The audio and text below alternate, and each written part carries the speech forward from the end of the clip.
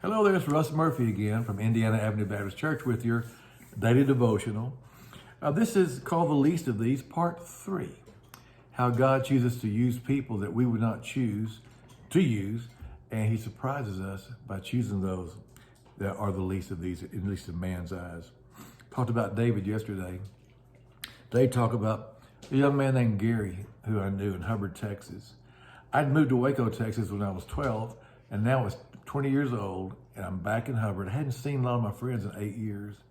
And Gary and I were very, very close. He was a year older than me, but his granddad led me to Christ. And so Gary and I were just really good buds growing up. Got back to Hubbard that summer to work at the hospital. And one day Gary called me at my grandparents' house where I was living that summer and said, "You want to take a ride around town?" I said, "Well, sure." I hadn't seen him in 8 years.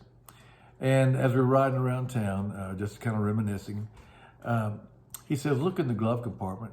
And there was his wallet. And his wallet was just fat, stuffed. And he said, "Open it up." I opened it up. It was full of $100 bills.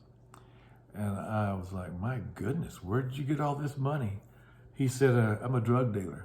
I deal drugs, mostly marijuana." Of course, I was shocked at that.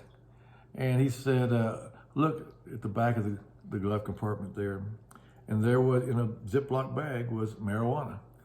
And he said, "I sell it to kids all around the county and all that." And he even pulled it into police station because one of his buddies was a policeman in Hubbard. And of course, I closed everything up. But he sat there and talked to the guy with $3,000 in his wallet and a bunch of marijuana. And I was just as nervous as I could be. And anyway, of course, I was shocked. He took me home and got a call a few minutes later because in small towns, people see you riding around town. And a lady named Mrs. Jones called up and said, "Do you know who you're riding around with today?" And I said, "That was Gary." She said, "Well, that's just not Gary. He's the biggest drug dealer in Hill County, and he got my son hooked on drugs, and I've hated him the whole time."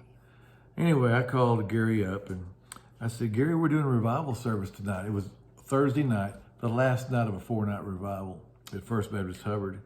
And I said, "I would love for you to come tonight. It's the last night of the revival, and when we get through, we'll get a Coke or something like that and just relax." And he said, "Well, I'll think about being there," which I knew what he was saying. I'm not coming.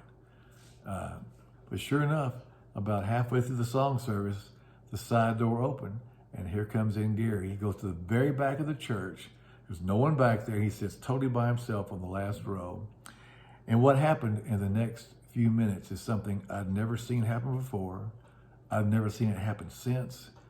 It was one of the most remarkable things I've ever witnessed in my entire life. And I'll tell you about it the next time we meet. You have a great day.